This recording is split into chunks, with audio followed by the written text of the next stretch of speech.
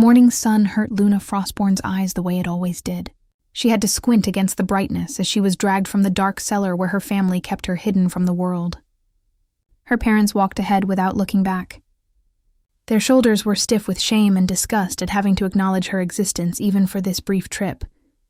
"Keep your head down," her mother hissed over her shoulder. Her voice was sharp with decades of resentment. "Don't let anyone see your cursed face more than necessary." Luna obeyed automatically. Decades of conditioning made the submission instinctive. She pulled the heavy hood of her cloak lower over her face. This hid the white hair that marked her as different, as wrong, as the Omega her parents had spent 23 years wishing had never been born. Being born albino in a world of wolves was considered the worst possible fate. The old superstitions ran deep in traditional packs like the Shadow Pine, where Luna's family held positions of moderate respect and influence. A child with white hair, pale skin, and eyes that shifted between pink and pale violet depending on the light was seen as cursed, as a sign of the moon goddess's displeasure, as bad luck incarnate. Luna's parents had tried to hide her condition when she was born. They kept her locked away in the cellar and told their pack that their Omega daughter had died in infancy. For 23 years, she had existed as a ghost in her own home. She was brought out only to perform menial labor when no guests were present. And she was fed just enough to keep her alive and useful. But now their lies were catching up with them. The pack's new alpha had demanded a census of all members, including any who had been kept hidden or unregistered. Luna's parents had been forced to acknowledge her existence or face exile for harboring an undocumented pack member. And rather than face the shame of admitting they had an albino daughter, they had chosen a different path. They were going to sell her. The merchant square in neutral territory was already crowded when they arrived. Wolves from various packs gathered to trade goods, and occasionally more problematic merchandise. Luna kept her head down as her father approached one of the more disreputable dealers, a grizzled beta who specialized in moving difficult Omegas that no respectable pack wanted to claim. "This is her?" the dealer asked. His voice was dripping with skepticism as he looked at Luna's cloaked and hooded form. "You said she was defective? But I need to see the merchandise before making an offer." "Not here," Luna's father said quickly. His eyes darted around to make sure no one from their pack was nearby. "Too many witnesses. Let's move somewhere more private."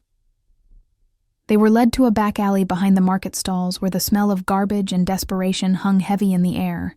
Luna's heart pounded with fear as she realized this was really happening. Her parents were actually going through with this. "Show him," her mother commanded. Her voice was cold and detached, as if she was discussing a piece of furniture rather than her own daughter. With trembling hands, Luna pushed back her hood. She revealed the features she had been taught to hide her entire life. White hair that fell past her shoulders like fresh snow, skin so pale it seemed to glow in the shadows, and those distinctive pale eyes that marked her as fundamentally different from normal wolves. The dealer's eyes widened, then narrowed with calculation. "Albino," he muttered. He circled her like she was livestock. "That's going to severely limit the market. Most buyers won't want something so obviously cursed." "She's not cursed," Luna's father said, though his tone suggested he didn't believe his own words. "Just different. And she's strong enough, can do basic labor. Someone will find use for her, maybe." "Maybe." The dealer didn't sound convinced. "I can offer 500.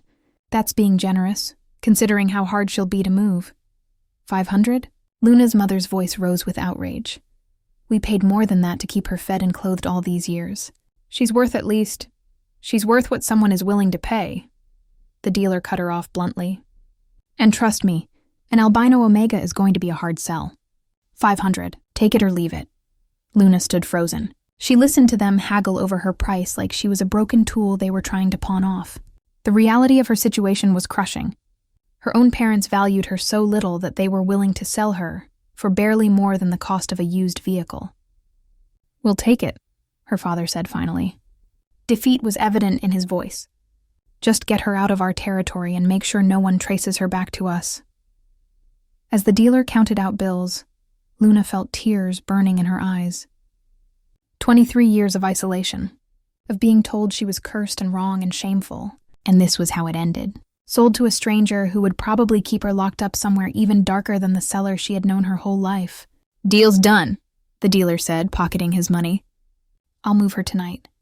You folks should clear out before—" "I'll buy her," The voice that cut through the conversation was deep and commanding. It carried an authority that made every wolf in the alley immediately tense and turn toward its source. Luna looked up and felt her breath catch in her throat. Standing at the entrance to the alley was the largest alpha she had ever seen. He was tall and powerfully built. He was dressed in expensive clothing that marked him as someone of significant wealth and status. But what made Luna's heart nearly stop was his appearance. He had white hair, not the gray or silver of an elderly wolf, but pure white like fresh snow, exactly like hers. His skin was pale, though not quite as light as Luna's, and his eyes were a striking pale blue that seemed to glow with inner fire. He was albino, just like her, but instead of being hidden away in shame, he stood in the open with absolute confidence and authority. "Who the hell are you?"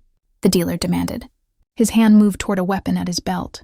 "I am Damien Winterfang, Alpha King of the Northern Realms." His voice was cold enough to freeze blood. And the title made everyone in the alley go completely still. "And I'll buy the Albino Omega. Name your price." Luna's parents had gone deathly pale. They clearly recognized the name, even if the dealer didn't. The White Alpha King was legendary. A wolf who had risen to power despite his unusual appearance, who ruled the largest territory in the northern continent with absolute authority, and who was known for his fierce protection of those who were different or outcast. "Your Majesty," Luna's father stammered. He dropped into a bow. "We had no idea you were in the region. If you had known, you would have hidden your actions better," Damien interrupted. His pale blue eyes were fixed on Luna with an intensity that made her shiver. "But you didn't know. And now I've witnessed you attempting to sell your own daughter like livestock because she happens to share my condition." The threat in his voice was unmistakable. Luna's mother tried to salvage the situation. Her voice took on a pleading tone. "Your Majesty, you must understand. In our pack, albinism is considered cursed. Bad luck. A sign of the goddess's displeasure." Damien's laugh was bitter and angry. "I've heard all the superstitions. I've lived with them my entire life. The difference is that I didn't let ignorant fools convince me I was worth less because of how I look." He moved closer. Each step was deliberate and predatory until he stood directly in front of Luna. For the first time in her life, she looked up into eyes that were the same color as hers. That carried the same distinctive features she had been taught to hide. "What's your name?" he asked. His voice was gentler now, but still carrying that note of command. "Luna, Your Majesty," she whispered. "Luna Frostborn." "Luna," he repeated her name thoughtfully. Then he reached out slowly, giving her time to pull away if she wanted. When she didn't move, he gently pushed back her hood completely, fully revealing her white hair and pale features. "That's a beautiful name. It suits you." The simple compliment made tears spring to Luna's eyes. No one had ever called anything about her beautiful before. She had spent her entire life being told she was cursed, wrong, shameful.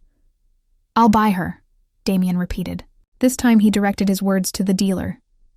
10,000 right now, and you forget this transaction ever happened.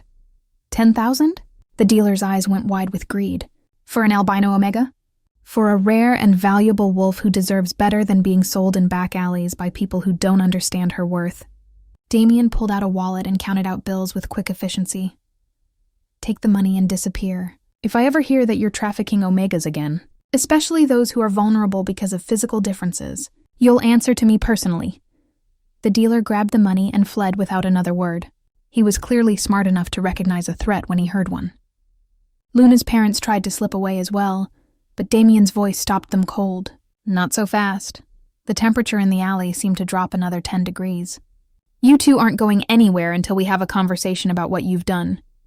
"Your Majesty, please," Luna's father begged. His earlier arrogance was completely gone. "We were just trying to do what was best for the pack. Having an albino in our ranks?" "Having an albino in your ranks would have been an honor if you hadn't been too ignorant and superstitious to recognize it." Damien's alpha power pressed down on them, forcing both of Luna's parents to their knees. "You kept your own daughter locked in a cellar for 23 years because you were ashamed of her appearance. You fed her lies about being cursed when she was perfect, exactly as she was. And then when you couldn't hide her anymore, you tried to sell her like garbage you wanted removed." Luna watched in shock as her powerful, confident parents cowered before the White Alpha King's fury. For the first time in her life, someone was standing up for her. defending her, treating her rejection as the crime it was. I should have you both arrested for child abuse and illegal trafficking, Damien continued. His voice was like ice. But I think a better punishment is knowing that the daughter you considered cursed is going to have a better life than you ever could have imagined. She's going to be valued and protected and treated like the precious wolf she is. And you're going to spend the rest of your lives knowing you threw that away because of your own prejudice and stupidity. He turned his back on them with deliberate dismissal, extending a hand to Luna. Come with me. You don't ever have to see them again. Luna stared at his outstretched hand. She hardly dared to believe this was real. This powerful alpha, this king who could have anyone he wanted, was offering to take her away from the only life she had ever known. It was too good to be true, too perfect, too...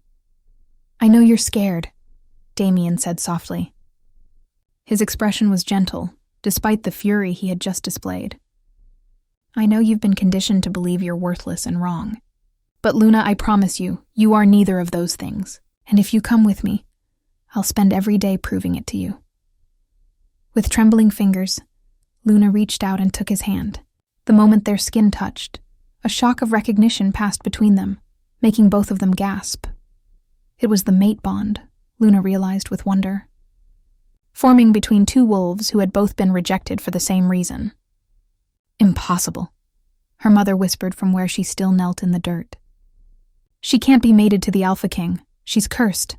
She's perfect, Damien interrupted.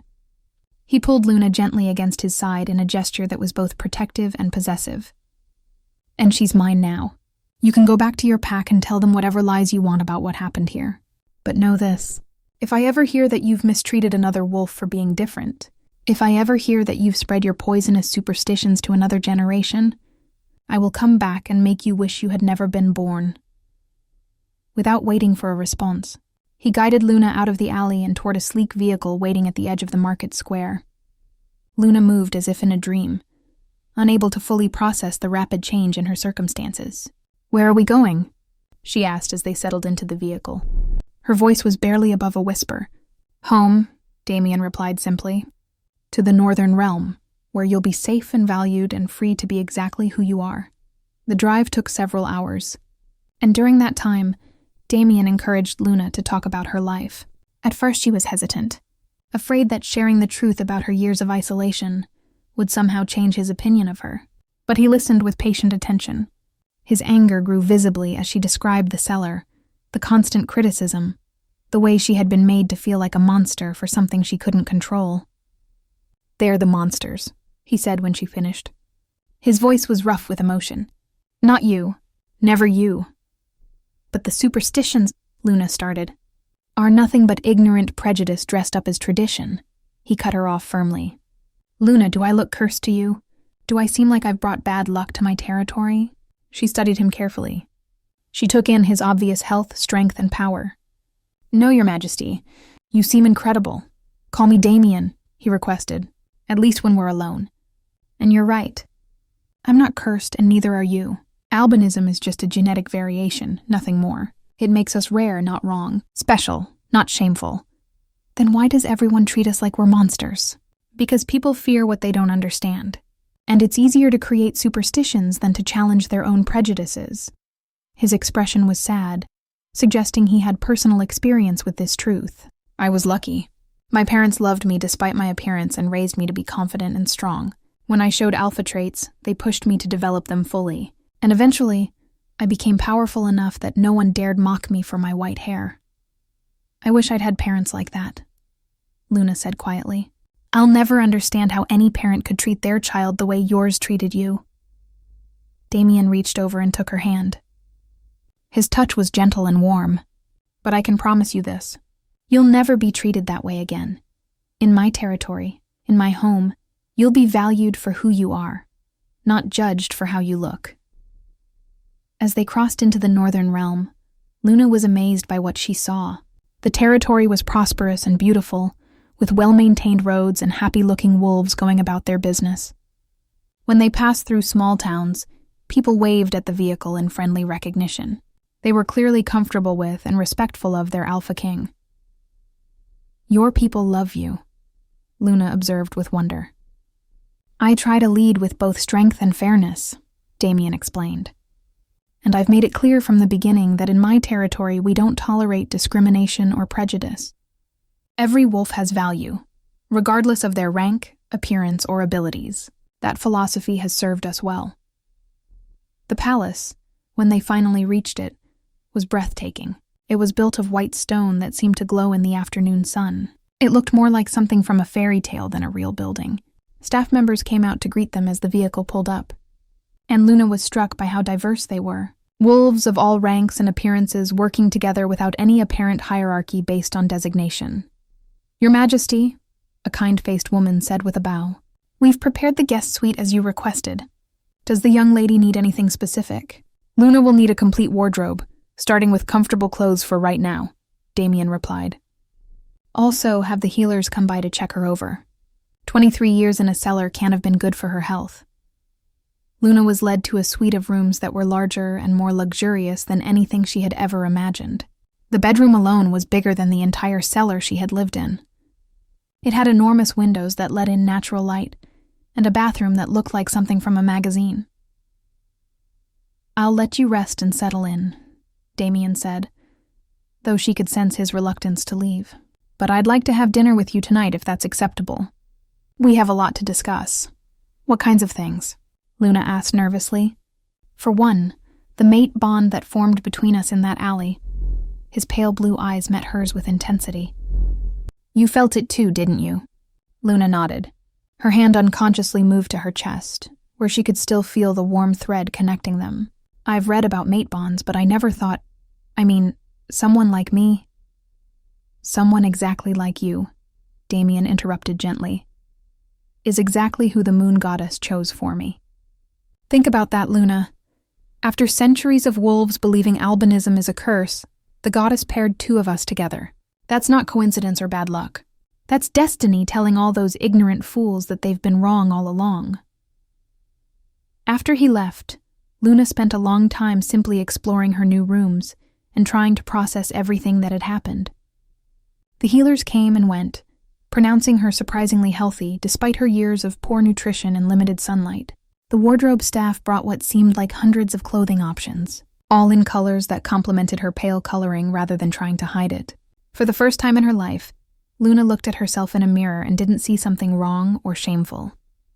She saw a young woman with unique and striking features, hair like fresh snow and eyes like pale amethysts. She saw what Damien apparently saw when he looked at her. Not a curse, but something rare and special. Dinner that evening was intimate. Just the two of them in a private dining room with floor-to-ceiling windows overlooking the mountains. Damien had changed into more casual clothing, and without the formal attire, he looked younger and more approachable. Tell me about your life, Luna requested as they ate. How did you become Alpha King despite everything? Despite being albino, he smiled without humor. It wasn't easy. I faced the same prejudice as you did, though my parents' love and protection gave me a better foundation. When I came of age and showed alpha traits, I had to work twice as hard as any other alpha to prove myself. Every victory was scrutinized. Every decision was questioned. Every action was examined for signs that I was somehow defective or weak. But you overcame it all. I did. And eventually I became powerful enough that no one could dismiss me based on my appearance. When the previous Alpha King died without an heir, the Council of Pack Leaders chose me to take the throne. Some voted for me because they recognized my abilities. Others voted for me because they thought I'd be easier to manipulate. His smile turned sharp. They were wrong about that. What's it like? Luna asked softly. Being able to stand in the sun without shame. Being valued despite looking different. It's freedom, he replied simply. And it's what I want to give you, Luna. Not just physical freedom from your parents in that cellar, but the mental and emotional freedom to embrace who you are without apology. They talked late into the night. They shared experiences and perspectives that only two albino wolves could truly understand. Luna learned about the organization Damien had founded to help wolves who were different or outcast, about his efforts to educate people about genetic variations and fight back against harmful superstitions. I want to do something like that, Luna said suddenly, surprising herself with her boldness. I want to help others who are going through what I went through. I want to prove that being albino doesn't make you cursed or weak." Damien's eyes lit up with approval. "I think that's a wonderful idea. And as my mate, you'll have the platform and resources to make a real difference." The word mate hung in the air between them, heavy with implication. Luna set down her glass and met his gaze directly. "Is that what I am?" "Your mate." "The bond formed the moment we touched," he confirmed. "And it's only grown stronger over the past hours." "Can you feel it, Luna? That connection between us?" She could. It was like a golden thread running from her heart to his, warm and constant and somehow comforting. "I feel it. But I don't understand why the moon goddess would choose me for you. You're an alpha king. I'm just a broken omega who spent her whole life in a cellar." "You're not broken." Damien rose from his chair and moved to kneel beside hers. He took her hands in his. "You're a survivor. You endured 23 years of abuse and isolation, and you still have kindness in your heart and dreams for the future. That's not weakness, Luna. That's incredible strength." "But I don't know how to be a queen," she whispered, voicing the fear that had been growing all evening. "I don't know anything about politics or leadership or running a territory. I don't know how to be what you need." "What I need is exactly who you are," he replied firmly. "Yes, there will be things to learn. And yes, it will be challenging sometimes. But Luna, you have something that no amount of training can provide. Genuine empathy for those who suffer. Real understanding of what it means to be marginalized and dismissed. Those qualities will make you an incredible queen once you learn to believe in yourself." Tears gathered in Luna's eyes for what felt like the 100th time that day. "Why are you being so kind to me? Because you deserve kindness. Because I know what it's like to be judged for something you can't control. Because the moment I saw you in that alley, my wolf recognized its mate, and every instinct I have demands that I protect and cherish you." He reached up to gently wipe away her tears. "And because somewhere under all those years of conditioning and abuse is a strong, capable wolf who just needs someone to believe in her." Luna found herself leaning into his touch, craving the warmth and acceptance she had never received from anyone before. "I'm scared," she admitted. "I'm scared of failing you, of disappointing you, of proving that everyone who said I was worthless was right." "Then we'll be scared together," Damien said simply. "Because I'm terrified too. I'm terrified of not being able to undo all the damage your parents did, of not being good enough to help you heal, of letting you down when you've already been let down by everyone who should have protected you." The vulnerability in his admission made Luna's heart swell with emotion. Here was the most powerful alpha in the Northern Territories, admitting to fear and uncertainty, showing her that strength didn't mean never being afraid. "What happens now?" she asked quietly. "Now we take it slowly," he replied. "You settle into your new life. Learn about the territory and your role in it. We spend time together getting to know each other as people rather than just mates. And gradually, as you heal and grow stronger, we move forward together. And if I'm never strong enough, if I'm always just a broken omega who—" "Luna," he stopped her with a gentle finger on her lips. "You are not broken. Say it with me. I am not broken. I am not—" She struggled with the words. Years of conditioning were fighting against his assertion. "I am not broken." Again, with more conviction this time. "I am not broken." It came easier the second time, feeling almost like truth. "One more time. I am not broken." The words burst out with surprising force, and Luna felt something crack open inside her chest, some hard shell of internalized shame and self-hatred that had been built up over decades of abuse. "There she is," Damien said with approval. His eyes were shining with pride. "There's the strong wolf I knew was hiding under all that pain. Hold on to that feeling. Luna, remember that you are valuable and worthy and perfect exactly as you are."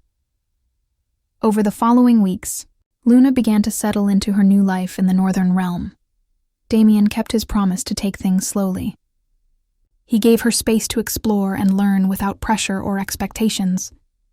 She met with tutors who taught her about pack politics and territorial management, with healers who helped her regain the physical strength that years in a cellar had stolen, with other staff members who treated her with respect and kindness that still felt foreign and overwhelming.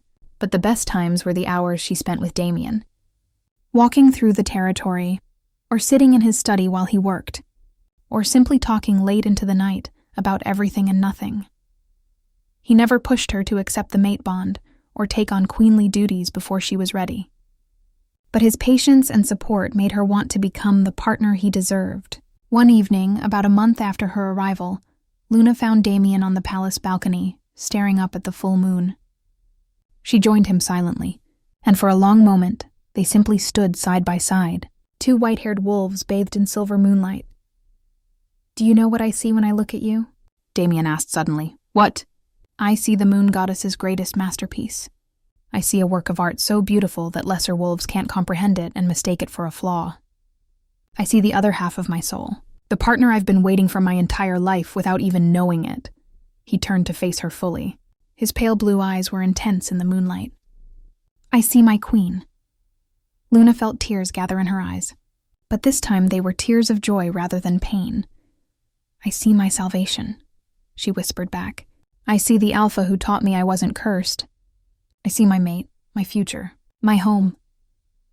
When he kissed her, it felt like coming home to a place she had never been but had always been searching for. The mate bond flared between them, solidifying into something permanent and unbreakable. And Luna finally understood what the moon goddess had known all along. She wasn't cursed. She was blessed. Blessed with a rare beauty that most couldn't appreciate. Blessed with strength forged through suffering. Blessed with a mate who understood her in ways no one else ever could. "Will you accept me?" Damien asked when they finally broke apart. His voice was rough with emotion. "Will you be my mate, my queen, my partner in all things?" "Yes," Luna replied without hesitation. 1,000 times yes. The celebration that followed their official mating announcement was unlike anything Luna had ever imagined. Wolves from across the territory came to witness their alpha king bind himself to his chosen mate, and the joy and acceptance she felt from the crowd was overwhelming. But the most important moment came when her parents showed up. They had somehow heard about the ceremony and arrived hoping to reconcile now that their daughter was about to become queen. Damien gave Luna the choice of whether to see them, and she chose to face them one final time. "Luna," her mother began. Her voice was oily with false affection. "We've been so worried about you.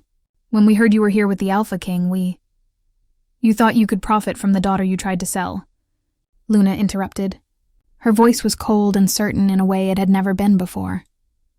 "You thought that now that I'm about to become queen, you could somehow benefit from a relationship you spent 23 years destroying. We're your parents," her father tried. "Surely you can forgive." "I can forgive you," Luna said clearly. She felt Damien's supportive presence beside her, giving her strength. "But I will not forget what you did, and I will not allow you back into my life. You had 23 years to love me and chose to lock me in a cellar instead. Now I have a family that actually values me, and there's no room in it for people who think I'm cursed." As security escorted her parents from the palace, Luna felt the last chains of her old life fall away. She was no longer the cursed albino Omega locked in a cellar. She was Luna Winterfang, Queen of the Northern Realm, mate to the most powerful alpha in the territories, and living proof that being different was something to celebrate rather than hide. The night of their mating ceremony, as she and Damien stood before the assembled packs and made their vows, Luna looked out at the crowd and saw dozens of other wolves who were different in various ways. Physical variations, disabilities, unusual colorings, all welcomed and valued in Damien's territory. "This is what we're building together," Damien whispered as they completed the ceremony. "A world where every wolf is valued for who they are rather than judged for what they look like. A world where the next albino pup born isn't hidden away in shame, but celebrated as the blessing they truly are." "I love you," Luna whispered back. The words came easily now. "Thank you for seeing me when everyone else looked away." "Thank you for being brave enough to take my hand in that alley," he replied. "Thank you for trusting me despite having every reason not to trust anyone. Thank you for being exactly who you are." As they sealed their bond with a kiss that sent sparks of magic dancing through the air around them, Luna reflected on how far she had come. From a cellar to a palace, from cursed to blessed, from hidden shame to celebrated queen. And it all started with 3 words from an alpha who had been where she was and refused to let history repeat itself. "I'll buy her." 3 words that had changed everything, spoken by the only wolf in existence who could truly understand what she had endured. 3 words that had led to freedom, healing, love, and a future brighter than anything she had ever dared to imagine. The White Alpha King and his White Queen. 2 wolves who the world had tried to convince were cursed, standing together as living proof that sometimes the most beautiful things come in the most unexpected packages. And somewhere the moon goddess smiled at her masterpiece. She knew that she had chosen correctly when she bound their souls together. They weren't cursed. They never had been. They were rare, special, precious, exactly what they were always meant to be. And together, they would change the world for every wolf who had ever been told they were less than perfect, because they dared to be different.